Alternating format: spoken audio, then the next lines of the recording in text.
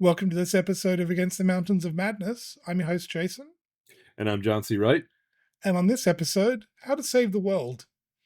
We live in I fear, a dying culture that has gone completely insane. And because we live in a globalist world, there's fewer and fewer places left to escape to. And most of them you wouldn't want to because they're kind of worse. So, how do we save the world, John? Well, my original idea was we all flee to Australia, but then you told me about drop bears, and they're just too dangerous. I'm sorry, kangaroos can disembowel you with a kick. It's just a terrible place to go. Now, here's my analysis. I do think that the modern world has gone mad, and I do think that the madness has been throughout. The problem has been building up since Eden. Every era has its own problems, its own war.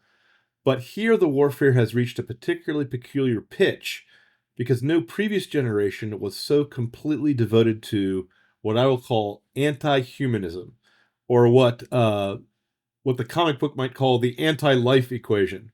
You know, even in previous eras, during dark ages or wars or plagues, people still thought that God was on the throne in his heaven, and even in the pagan eras, they thought that the gods were enforcing the moral law. We live in an era where the idea is that moral law itself does not exist. We live in an antinomian era. We live in an era where the idea of having moral law is regarded as bigotry. If you think your culture is better than another culture, that's bigotry.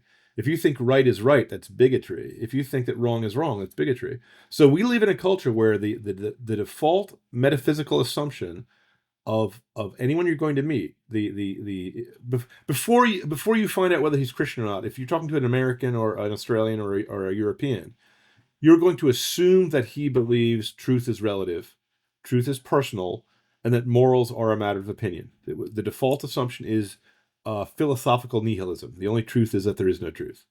Just a Do thought. you agree with my analysis as to what's wrong with the world? No, I agree with that analysis. I would note, are we sure our civilization is unique in this particular madness? If we continue on down this path, our civilization is going to vanish. Are we Right. sure other people haven't tried this in the past and we just don't know about them?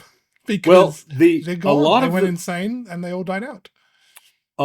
Both the people of Atlantis and the antediluvians destroyed in the Great Flood were this way before they were wiped out, and it makes me feel a lot better about the Great Flood. But previous devil worshippers usually had their devils put on pedestals and statues to which they sacrificed their children. Like, sacrifices to Moloch were public. Nowadays, they're handled in private and called women's rights or women's health care, women's reproductive rights. But we You see have the temples. difference? We have the temples to them, the little Planned Parenthood offices and things. But do you see the difference? The pagans were open about it, were honest about their evil, and we're not. That's the only thing that's unique is we have adopted a Marxist rhetoric. We've adopted Orwellian language to describe everything in terms of its opposite. We're completely taken over by Big Brother. Political correctness has destroyed the English language and replaced it with a language I like to call newspeak. That's the only real difference. It's still the same evils. We're still human beings. Do you think? But nowadays, the people who worshipped Moloch believed Moloch was real. The people who worship Planned Parenthood believe that reality is optional, that morality is a matter of opinion. Oh, I see what you're saying. Yeah, I see the distinction. Yeah, okay. Our evil goes further toward the philosophical root of thinking reality is unreal. Okay? That's what I'm saying is unique about our era. I'm not saying the evil is any different. The worshippers of Ishtar had gay pride parades, by which I mean they had men who would castrate themselves the same way we do a transition. They would dress up in women's clothing, and they would do it for the greater glory of the goddess Cybele or the goddess Ishtar. Okay, but they believed those goddesses were real. They believed that they would get good luck from them. The Aztecs killed off more babies than anyone else in South American history, but it's nowhere near. It's less than 10% of the number we killed off. But they thought they were feeding the sun god, who otherwise might withdraw his light from the world and kill off all life. They actually believed in what they were doing, you see, and we don't. The other great god that has come forward from the past is Mammon. who's worshipped as a bull statue on Wall Street. The bull is an ancient symbol of Mammon. It's also the magical bull that the children of Israel perhaps were worshiping when they left Egypt. That's the worship of worldly strength, might, and the worship of gold, basically. And boy, we love worshiping gold, but we don't even worship real gold. We worship electronic counters Yeah, of a currency that is a fiat currency that is going to, within my lifetime, or perhaps before this podcast gets published, is going to collapse it's in a going to big puff implode. of logic because it's irrational. So that's my theory. My theory is that we're no different from men in the past, except that we're more Insane. clearly unreasonable on a philosophical and theological level. No one has ever lost gods so completely as we have. Even the pagans had their little gods. It was at least something. Okay. That's true. We are culturally, the culture is nominalist at heart and thinks in essence that reality isn't real. I'd agree with Right. that. That Right. that there is no, there are no universals Right. at the bottom of reality that everything Right. needs to be conformed to. So that's Now, true. I would I concede that point. I believe this causes a neurosis that I like to call postmodernism. There are other philosophies and artistic movements called by that name, but here's my definition of it. When you say there are no universals, you are speaking a universal. Yep. The truth that there is no truth, if true, is false. Our culture has accepted, the Western culture has fundamentally accepted a notion that is not only insane, but can't even be uttered without a clear self contradiction. You Mm. see? We believe the truth that there's no truth. And I don't think an Aztec believing in Tezcatlipoca was in that boat. He just thought that the devil gods would prosper him if he killed enough of his enemies in the flower wars, and sacrificed them in a horrible fashion, with blood gushing down the step pyramids of Mexico. He didn't call it medical procedures. He didn't say it was women's rights to turn a mother into an infanticide. Of course, that's even worse than killing your own brother, because the relationship of a mother to a baby is even more sacred and even more cherished.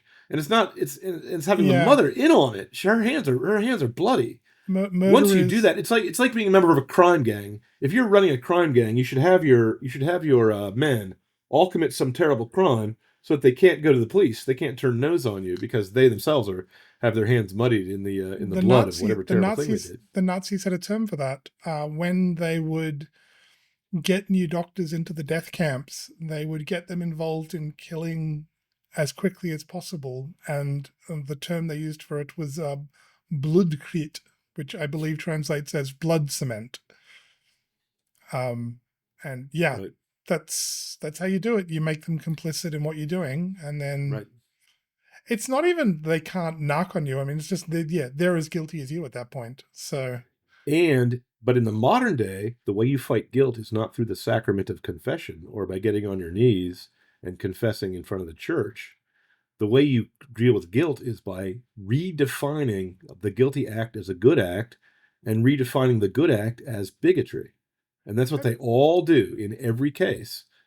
ooh, Theft becomes redistribution of wealth for the communist. sort of. Bigotry becomes anti-bigotry for the race baiter. Ha- Misogyny becomes feminism for the feminist, for I agree. the Marxist feminist. You see, Have you noticed though that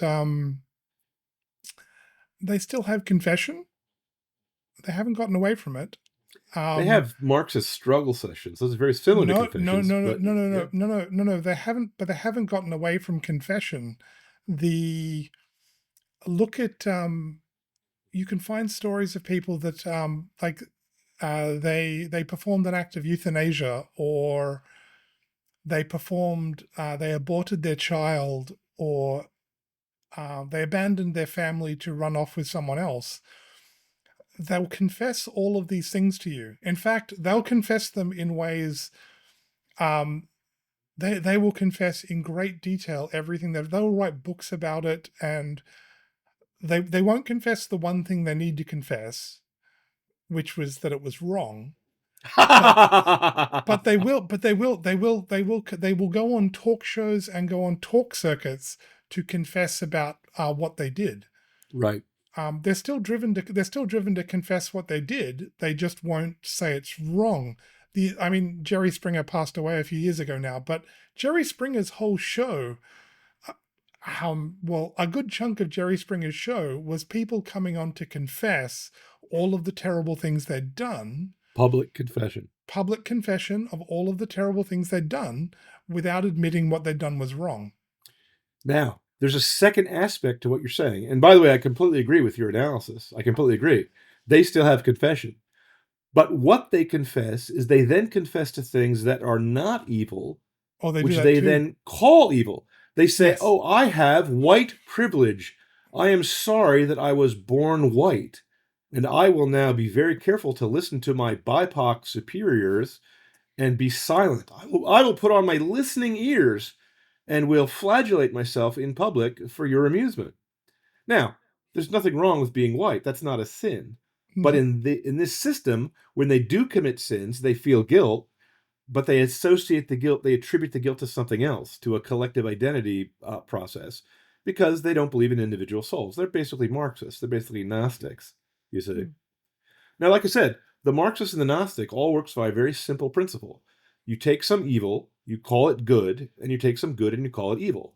So the Marxist, as I said, is a totalitarian. He pretends to be an egalitarian. He pretends he's for freedom and he's for despotism. He's for the police state. The feminist is someone who hates women but says he's trying to free women. They do, don't they? They do. Feminists are a weird bunch. They do. Male feminists are usually molesters. Or they're predators. They're almost invariably predators. Right. I'm always amused. The observation is, feminists are always complaining about how terrible men are. But have you met male feminists? That's what they surround themselves with. Are you at all surprised they don't like men? The men they surround themselves with are awful. I feel charity in my heart to any race baiters who say that America is structurally and innately racist, because those are people raised in Democrat-run cities, which structurally and inherently bribe black women to not marry their husbands and to mother bastards. So the system is stacked against them, and it is on a racial basis. They just don't realize it's the Democrat Party that they're complaining about. Yeah, and the same thing is true for feminists.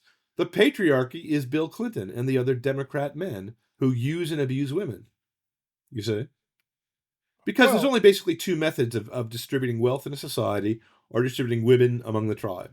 The two methods are, the first is the ape method, the silverback ape method, where the strong man gets all the women and the other men are out of luck. Okay? The problem with the silverback ape method, where one man gets all the women, or in the political realm, one despot gets all the resources of society. Stalin gets to say where everything goes and who gets what. Stalin gets to say whether or not Ukraine lives or starves. Okay? It's the same process. One guy gets everything, everyone else is out of luck. The problem is it's innately unstable, because all it takes is 2 or 3 men of the second rank, the beta men, to gather up and gang up on the alpha male and throw him out, and then split up the women for themselves. Okay, that's method A. We'll call that the libertine, left, Gnostic, Marxist method. Okay, the evil method. No, we'll call it the ape method. The ape method. Because all men have a secret, slight desire to have a harem. Otherwise, there wouldn't be harem fantasies. All women have a secret, slight desire to get together with the big, strong alpha male.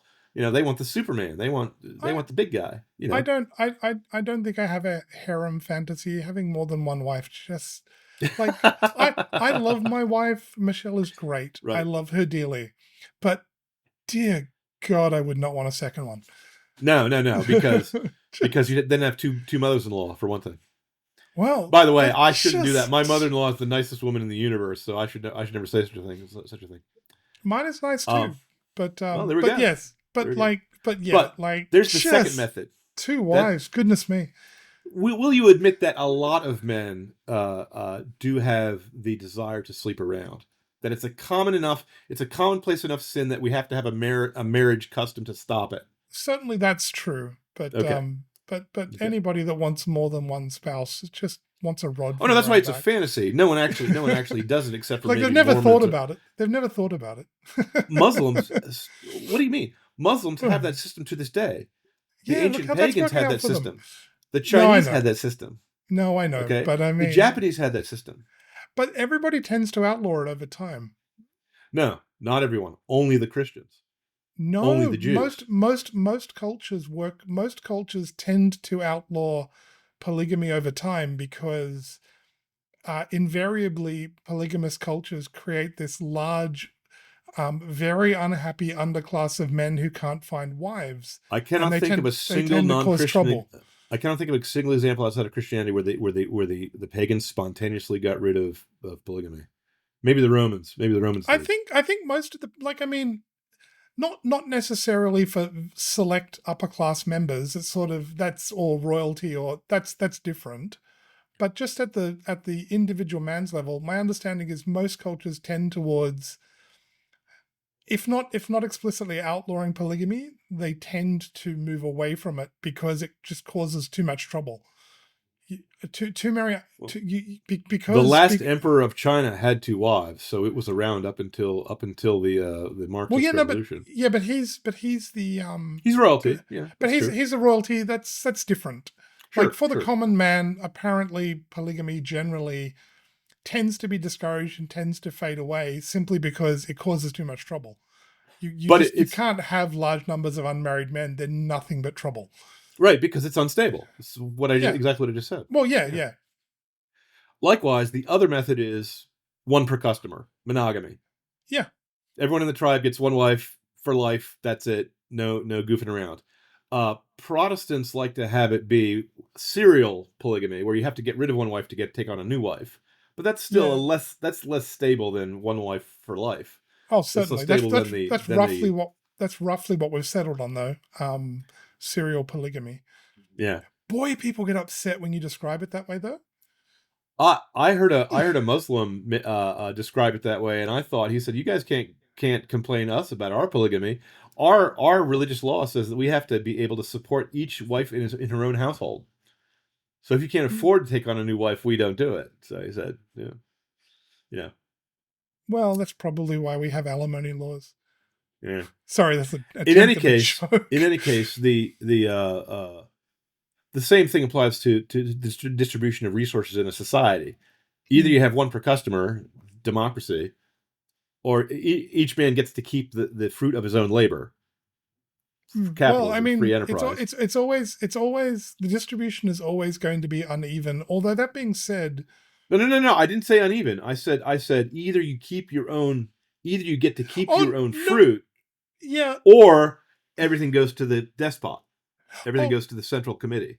no, I agree. Although apparently the observation is massive inequality in society, even if it was all earned fairly, tends to be quite unstable.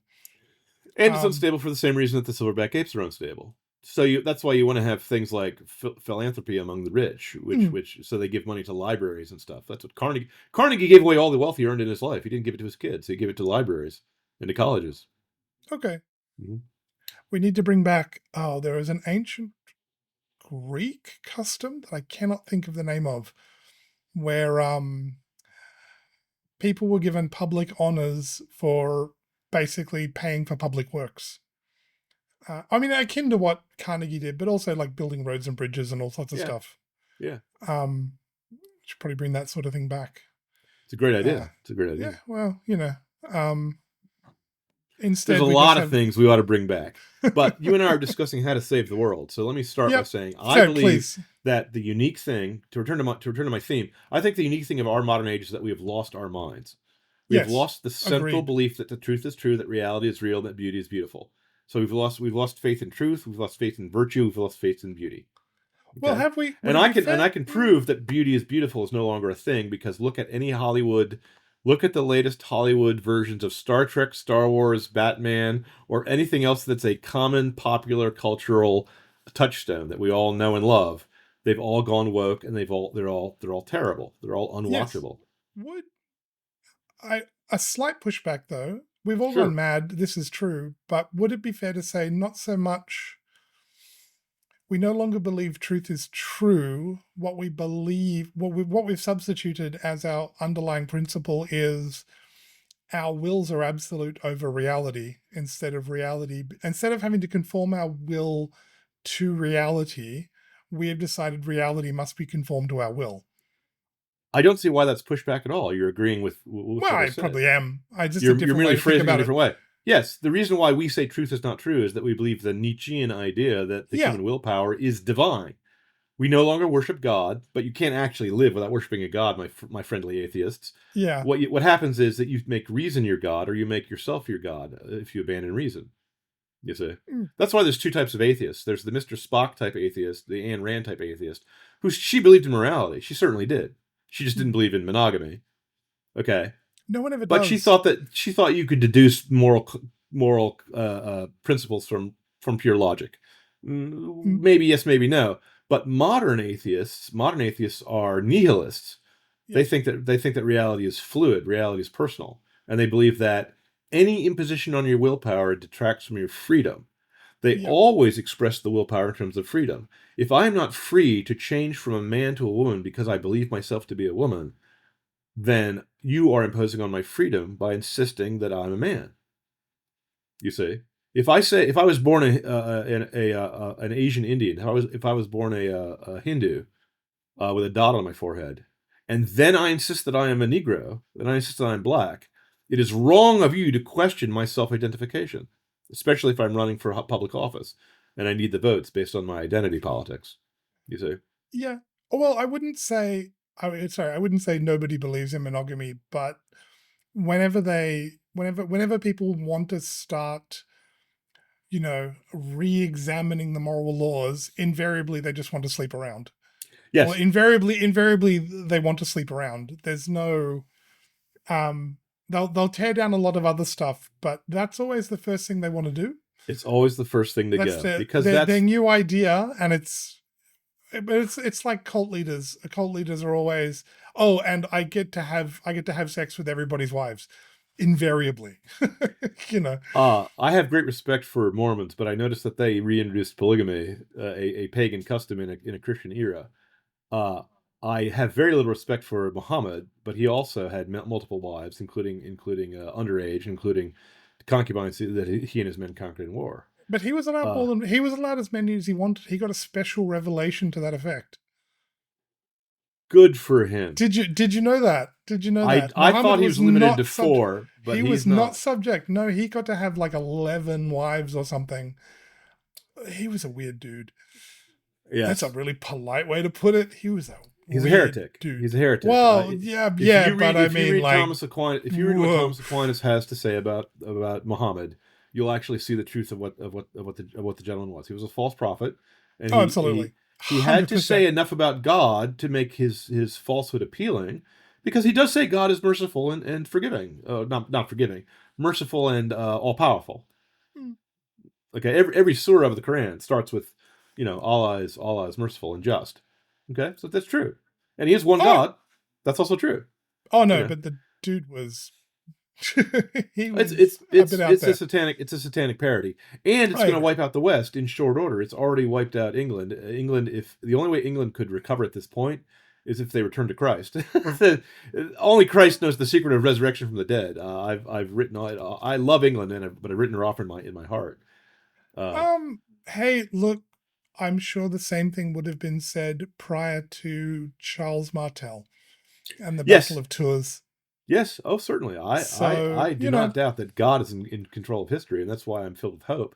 Hope is actually a Christian duty, in yeah, addition to a Christian virtue. So I think I if we Christians are reduced to 12 men in one small province of the empire, that will be enough to overthrow the empire. But we're going to have to shed our blood. We're going to have to be martyrs. well, I mean, part of the problem is we're looking at history. We're looking at history from the perspective of current events. Mm, If I can digress, something we talked about briefly beforehand, sure, go ahead. but I thought was like something to always keep in mind. So we're Catholics. Lots of Catholics do not like Vatican II back in the what is it, the 60s. Hmm. They think it was terrible, and it was heretical and evil and blah blah, and it's led to the destruction of the Catholic Church. All sorts of really bad things. It's Um, called sedevacantism. there we go. The belief that ever We don't since have the a death valid pope. of Yeah. Pius XII, the occupiers of the Holy See are not valid popes due to their espousal of one of the heresies There we go. Therefore, the See of Rome has been vacant since the 60s. That's part of it, or just radical traditionalists that want to undo Vatican II and things like that. And you know Right. what? Maybe they're right. Maybe they're right. I'm not saying they are. I'm not taking us. I'm just saying, well, all right, fine. History will tell how bad Vatican II was, but Vatican II certainly seemed to have noble intent. Some good things came out of it. I don't think it's all bad. Again, history will tell. But if you think back, we're about as far from Vatican. We're what, about 50 years from Vatican II? If you think back to the Council of Nicaea around just after 300 AD, Christians today, Protestants, Catholics, and Orthodox alike, will all look back at the Council of Nicaea, and the story we will all tell about it is it was the triumph of Athanasius and Trinitarian Orthodoxy over the heresy of Arianism. And right. It's also the one where Santa Claus punched Arius. And yes. So it's my favorite general council for that reason. Yes. But at any rate, but if you look at the history of it, after the so we look at the Council of Nicaea that way. That was the triumph of Orthodoxy and Trinitarianism and all the rest of it. But 50 years after, about as far from the Council of Nicaea as we are from Vatican II, Arian bishops were dominant in the church. Athanasius, and Trinitarianism was in a sense in retreat. If you looked around then, you'd be going, well, Trinitarian heresy has won, heresy has triumphed, and Trinitarianism has the orthodoxy has failed. Let me add one other thing. A few years later, you'd also see that that Arianism spread through the northern provinces. It was not until I think Clovis of the Franks was converted that he happened to be converted to the Orthodox or under the Arian school of thought. And the Arians were also really big in the Imperium. The court was basically Arian, So the elite, the rulers were pro-Arian. So it was not a good. You're right. If you lived at that time, it would not look to you like the world was on the right track. Yeah, you would think heresy had triumphed and orthodoxy had failed. Right. So don't be too hasty. I guess the moral of the story is don't be too hasty in your judgment. We're Catholics. 1,000 years, that's about a reasonable time frame to judge something in. 50 years is not. Like, we have to judge things by Catholic time, where we discuss a matter for 100 years before debating it for another 100 years before coming to a decision about it. Exactly. Like, we should try to keep that sort of time frame in mind, because things take time. Certainly the Catholic Church is a large institution, and the wheels turn slowly. But historically looking at, I find it's actually helpful to look at something like the history of the Council of Nicaea, because from their perspective about where we are from something like Vatican II, you'd think, oh, we're doomed. Studying church history is really useful for the Christian virtue and the Christian duty of hope, because you'll see how many times we were on the ropes and we were gonna die. We were losing. Okay. But we're the church that has the ability to come back from the dead. We're the only ones who know how it's done. So let me quote from Napoleon Bonaparte. He once taunted a Catholic cardinal and said, "Your Eminence, are you not aware that I have the power to destroy the Catholic Church?" Because he, of course, was what we would call a modern, a progressive, as Napoleon was trying to eliminate the supernatural and set everything on the basis of reason. Okay. To which the cardinal, with nonchalant Gaelic wit, replied, "Your Majesty, we Catholic clergy have done our best to destroy the Church for the last 1,800 years. We have not succeeded, and neither will you." I don't know what my Protestant friends think, but my Catholic friends think our church is divinely authorized and divinely inspired and divinely guided. So even if we have a bad pope or two, you have a bad Borgia pope or two. He might sleep around with mistresses, but he's not going to preach polygamy, you see? No. He doesn't have the authority to do it. We're never going to have priestesses. We're never going to have priestesses. We could have married priests if more Anglicans would be willing to leave their heresy and join up with us, and we'll let you keep your wives. We do. I know. I'm saying we do. No. But there are Eastern Catholic churches in communion with Yes. the Roman branch of the Latin branch of the church. They have married priests. I mean, Right. it's The slightly difference is complicated, but priestly marriage is a matter of discipline. yeah, No priestesses is a matter of dogma. agreed. Oh, totally We agree. can change discipline, but we can't change dogma. So when people outside the Catholic Church say, "Well, why don't you people do this or do that or do the other thing? Why don't you just have a vote or something?" It doesn't work like that. And we go, "It doesn't work that way." And especially when they go, "Hey, you guys are a monarchical institution. You're completely ruled and controlled by the Pope, who has locked up all your Bibles, and you've never read the Bible. He's all we have to do is get a good left-wing Pope in there, and he'll just change everything." And I go, "No, even if the communists may manage to get a Pope in there once or twice, he can only chip away at the edges very slowly, and he's fighting against an invisible spirit that is everywhere and all powerful. So good luck to him. It's not going to work." He can You cause see? plenty of trouble, but he'll lose. Oh, He'll sure, lose in the long sure. run. But there's always trouble on Earth. There will be wars and rumors of war to the very end. Yeah, of Now, course. so all of this is just for the first half of our discussion. All this is set up. The question is, how do we fix it? Because our episode here is called "How to Save the World," and my theme is what's gone wrong with the world is that we lost our church, we lost our hope, we lost our minds, because other previous eras of evil had their own particular evils, but they never got rid of the very soul of mankind. They never got rid of truth. They never got rid of virtue. They never got rid of beauty. We don't believe in any of those things anymore. We don't believe in any transcendental things, not as a culture. The Catholics do. We're finally back in our normal anti-establishment position. After when we're in charge, it doesn't go that good for us. But whenever the Christians are persecuted, that's when we flourish. I'm sorry, it's the way of the world. Sadly so. Well, It's not sadly. my Protestant brethren, when they go along with the world, they tend to lose their memory of Christ and become worldly. That's why you have priestesses and lesbian priestesses among some non-Catholic denominations these days. They've lost their way. Yeah. And the devil rejoices every time a Protestant sect splits up and forms another Protestant sect. Because Protestantism is based on the idea that if a man is not preaching correctly, you get to start your own church, they're going to split over and over again. Now, is there any way out of this problem? Is there any way to reunify the church?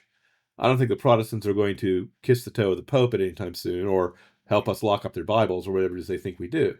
Well, but we have a common enemy, and that's really clear. They're going to destroy us if we don't gang up against them. If we don't gang up against the atheistic New World Order of the Frankists or the Illuminati or whatever you want to call them.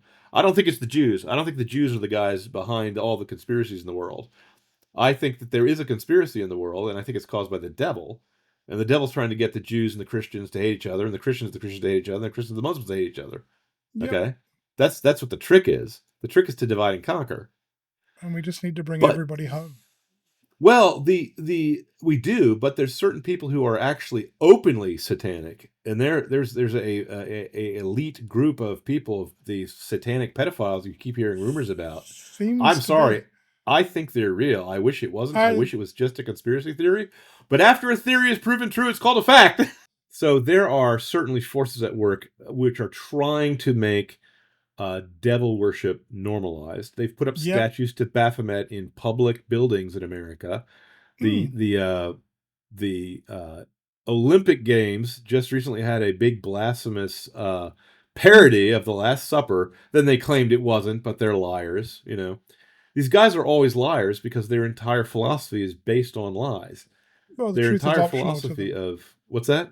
The truth is optional to them. The truth is optional to them because they're nominalists and because they believe that the laws are. They believe that words are meant to manipulate mankind. They believe words are weapons. Yes. Words are meant to manipulate the brain. They're not meant to convey the truth from one mind to another because they don't believe in the truth. Okay. Now, my personal theory is what I call the 7 sins of the modern world, the 7 strongholds of the enemy. Sure. I think there are 7 basic institutions in our modern world that have been almost completely occupied by the enemy, but not thoroughly. Okay, I mean, not their victory is close, but not complete. Okay, and unfortunately, the main one of these is the church, because there is an anti-church within the church and also without the church that is anti-Christ, that is against everything Christ stands for. They're against, and everything Christ is against, they're for. Some of these, like I said, are open Satanists. The guys who are behind the Olympic parodies of the Last Supper. The guys who visit Epstein Island and perform bizarre rituals with underage children. Some of them, I'm afraid to say, are in the Vatican. Okay, some of the sodomites are in the Sadly Vatican, so. Yep, sadly so. and they cover for each other and they support each other, and and so they're basically an anti-church church. They're a church that's preaching and teaching abomination. Any Protestant denomination or any Catholic priest who decides to follow the world and gain the support and applause of the world is no longer following Christ. Okay? So the first of the 7 battles we have to fight is going to be the true church against the false church. Basically going to be Christ against Antichrist. And I wish there was a way I could phrase this to make it sound more mild, to make it sound less dramatic, because people are going to write me off and they're just going to think I'm a religious nutcase. But I assure you, I'm completely logical and completely sane about this. The church is the source of the philosophy that leads to the modern scientific method, modern artistic perspectival drawing, modern musical notation, all the things of the Renaissance and the Enlightenment that we enjoy, all spring from the worldview that the universe is rational and can be understood by human reason. There's a The reason they're modern falling nihilist apart. doesn't believe that. The modern intellectual is an anti-intellectual, and that's the second. That's the second of the 7 strongholds. Our modern salons, our modern chattering classes, our modern men of letters, all do not believe that the human reason is sufficient to answer problems. You say, one way or another, they just say the only truth is that there is no truth. There was a guy named Lindsay who performed one of the most brilliant trolls of all time by submitting gobbledygook, woke-sounding scientific papers to highly esteemed scientific journals for peer review. And before he was discovered, he had gotten like 7 out of the 12 he had written, and it was all like feminist, Marxist nonsense. Oh yes, there's been the Okay. Sokol hoax was the original one of those. It was but he got It was a paper on the feminist approach to glaciology, the study of glaciers. Oh, there was an earlier one, but it got published in a social science journal, and it was taken as evidence that social sciences are a joke. Yep. But I guess it's crept out into the science journals as well. Though I think wokeness has destroyed the scientific journals. They are no longer reliable. Look at the way our Scientific American class is a joke. Look at the way our scientific class handled the China virus. They suppressed medical information. Yep. They deplatformed and censored medical doctors who had on-hand experience. They abandoned the scientific method. Oh, of course. When you say a man is a woman, you've abandoned not only the scientific method, but common sense. You've abandoned reality. See? Well, so the modern intellectuals are all anti-intellectuals. Yeah. The modern intellectuals are all anti-intellectuals. They're all some sort of form of bizarre mystic who believes his willpower can overrule reality. We talked about that earlier. Okay. Now, the intellectual class is also the wellspring of the academia, our colleges, and now our grammar schools. They're all filled with this same Marxist, woke, Gnostic, unreality nonsense, because the academic freedom that was won by the Catholic Church in the Middle Ages, where scholars were allowed to study anything they wished to study and argue anything they wished to argue, and that their credentials were recognized in other countries, in all the other countries in Europe, that's fallen by the wayside. That has now been completely captured by the thought police. So the one institution that's supposed to protect academic freedom is now controlled by the thought police. Now, do you notice the pattern I'm talking about here? The anti-church, the church is an anti-church, the intellectuals are anti-intellectuals, and the academics are anti-academic. Okay? Yeah. Now, always inverting. It's called the Gnostic inversion, the Gnostic moral inversion. They make evil into good and good into evil. You say anything that's good, they say is bigotry, and anything evil they say is either freedom or is tolerance. And they just change the words that they use to describe these things.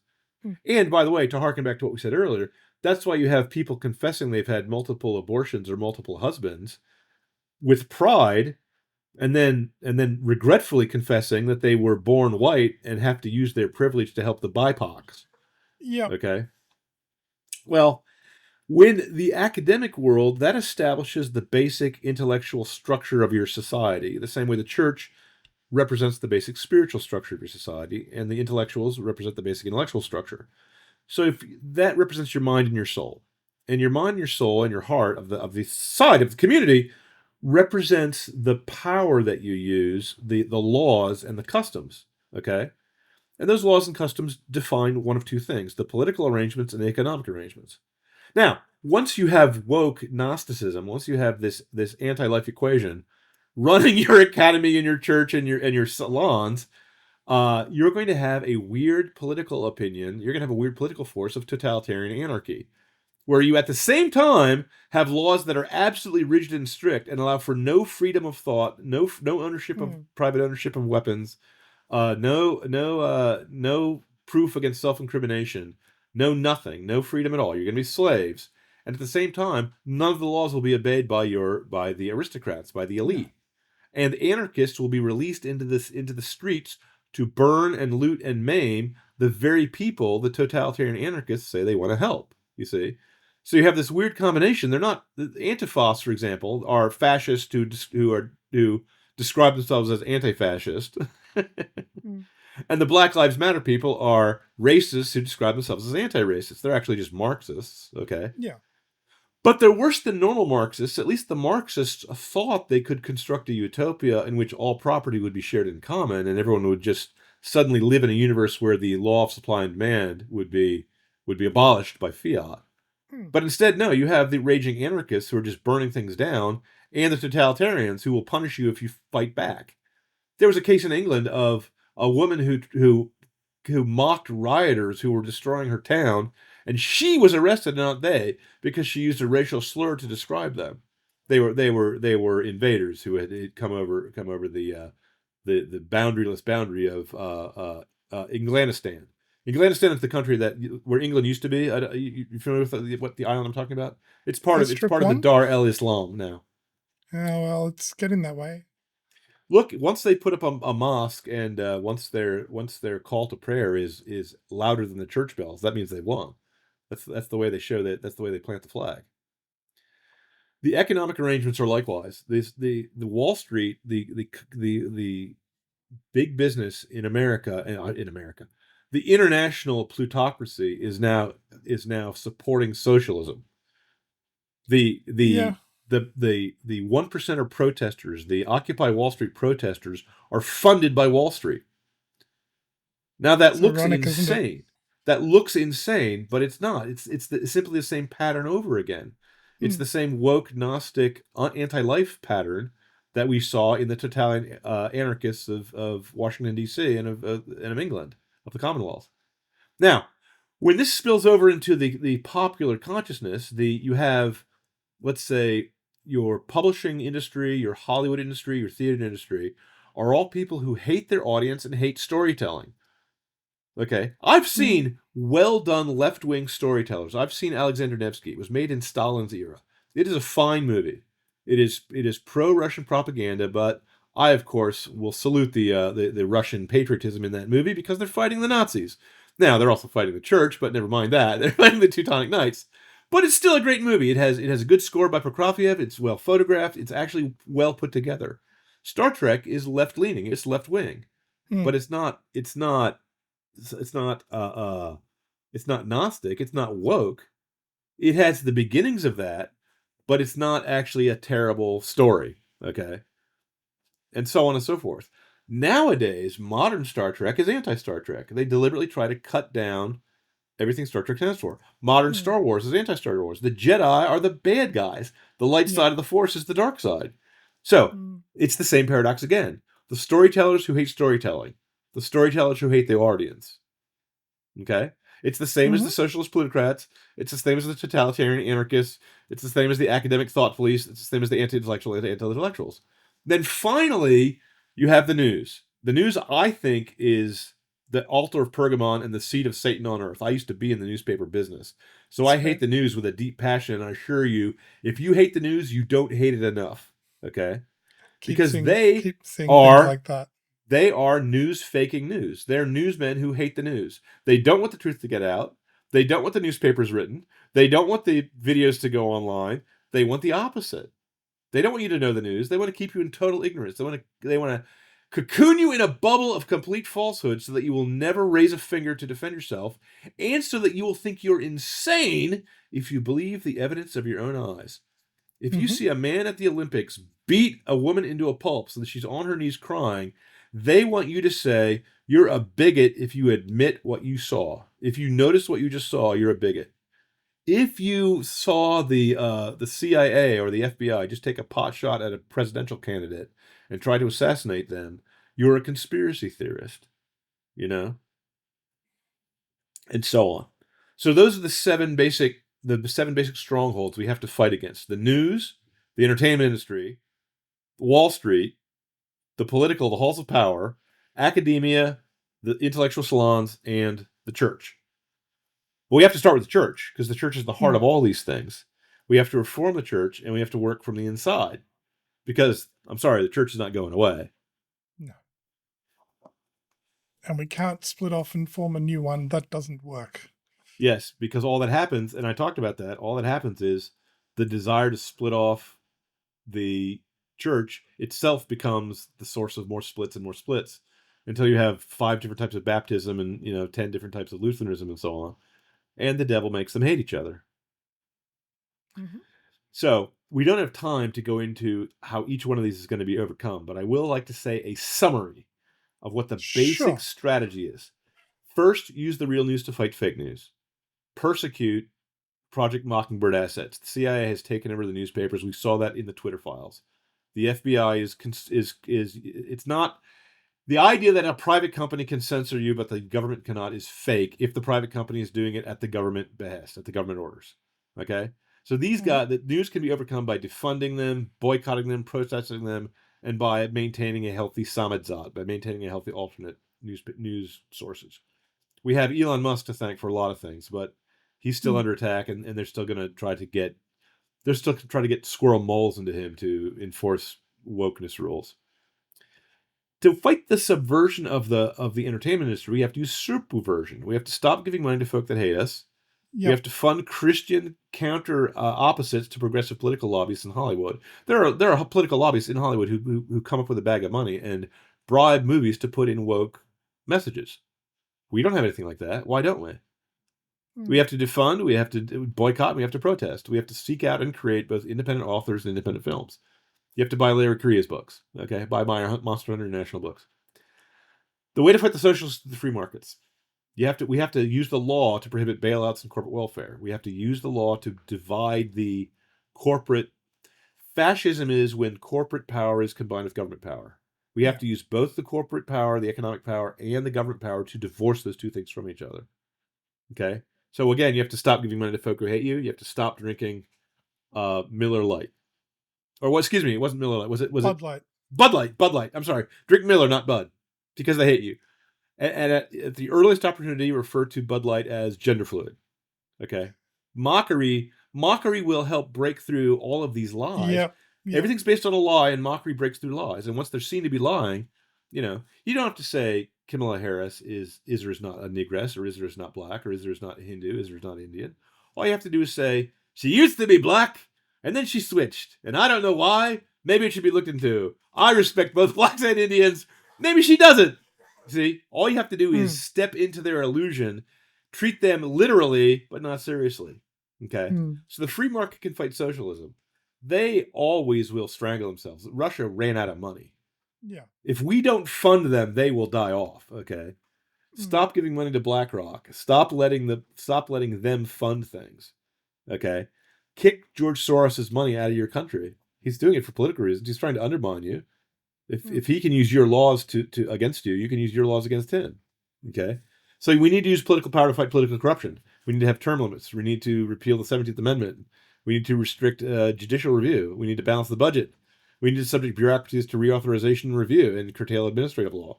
There have been small steps in that direction, especially on a lawyer. If I was a pagan, I would set up an idol to the day the Supreme Court cut down the Chevron deference rule. That was what was giving the permanent bureaucracy, the woke police state, all their power. It's going to be the deep state, all their power. Yep. And the ATF has to be abolished. The Department of Education has to be abolished. Any department which is not authorized in the Constitution has to be abolished. Okay, and then we can conquer England and make it the 51st state, and out of honor to our mother country, save her from herself. You have to use the academy to fight the academy. You have to set up school. You have to burn all the schools to the ground and set up new ones, and homeschool. And for that we need the laws to stop funding our enemies. After World War II, the German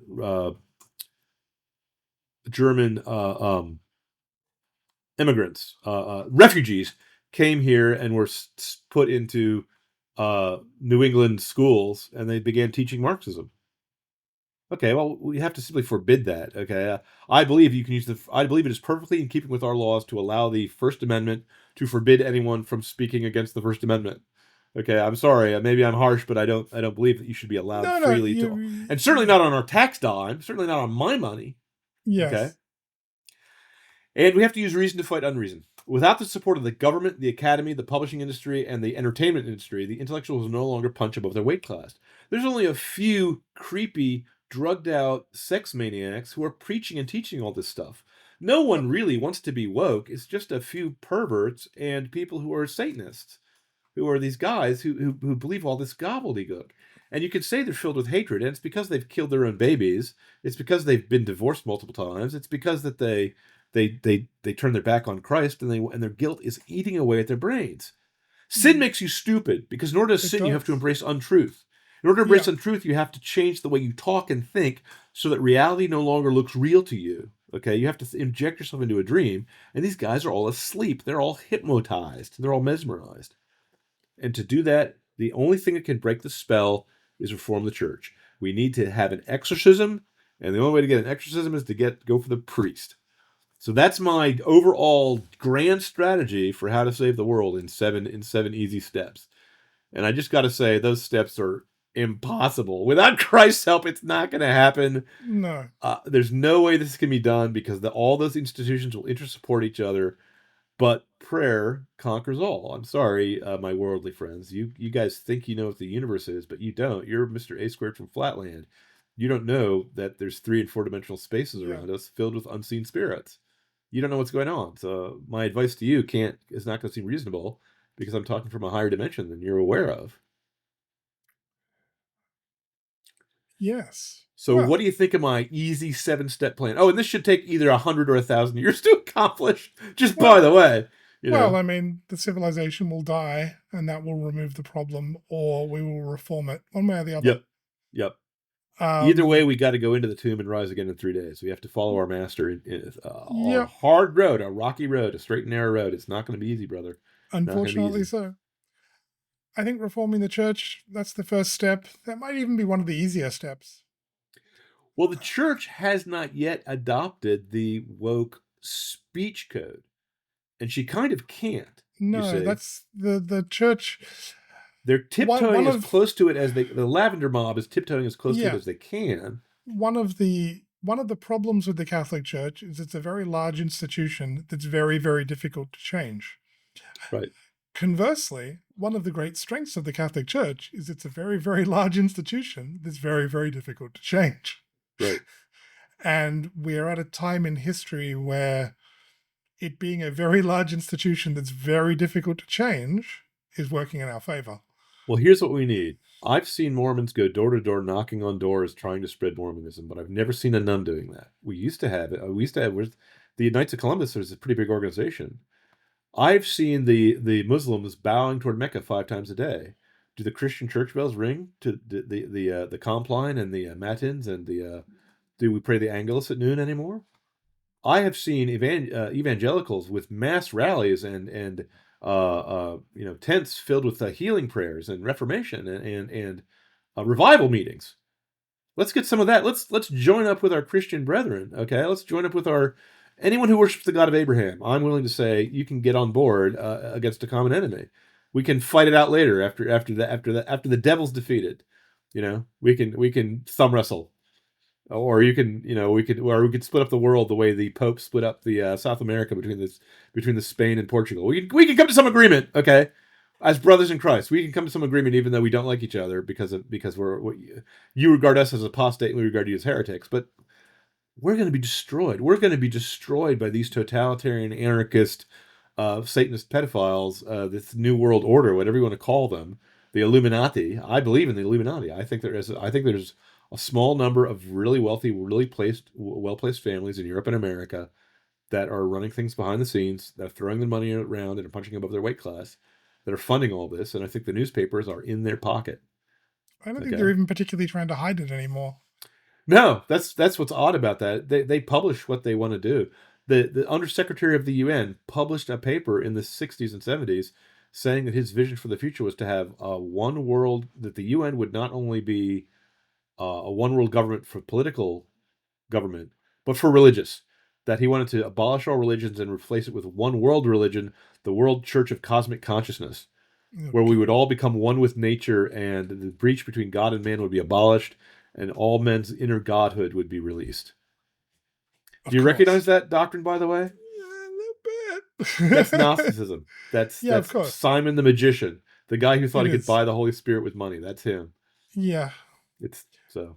Well, truth is our weapon. Solzhenitsyn said that one man speaking the truth can topple an empire, and it's true. I mean, what killed off the Roman Empire? What killed off the Soviet Empire? First, the West, thanks to the leadership of Margaret Thatcher and Ronald Reagan, stopped funding them. We stopped giving them money. Second, the Pope prayed. He visited Poland. Third, Lech Walesa, a community organizer, stood up and said, enough. 4 guys. Okay, that's all it took.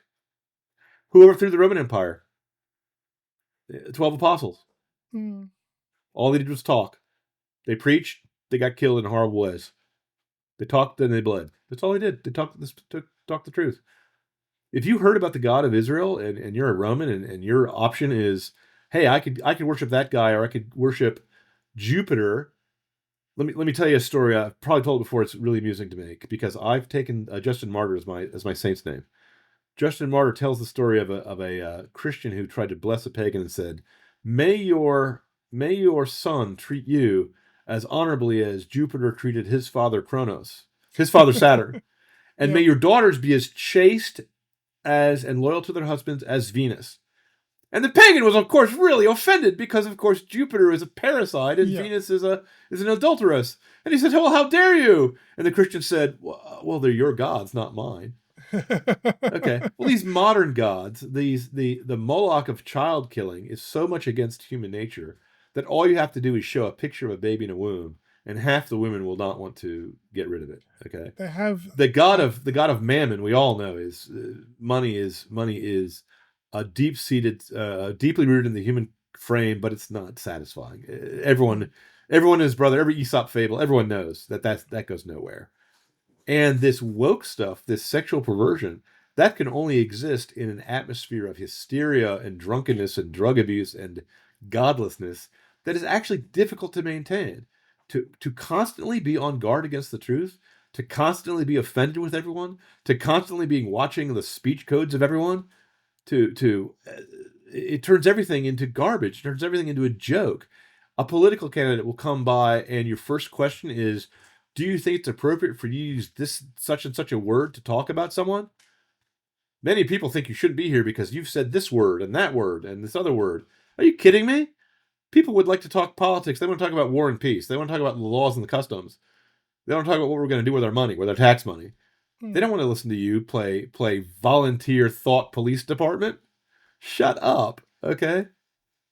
Well, so the truth is on our side, but it's not going to be an easy fight. It's going to be bloody, unfortunately. It's going to be bloody.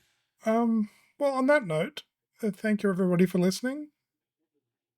The first step is to get down on our knees and pray, but not the last. First step is to pray, fasting and prayer. Yep. And we'll talk to you next time. And we'll probably explore these individual topics in depth, one at a time later in the season. So thanks for listening. Like, share, and subscribe. And we'll talk to you next time.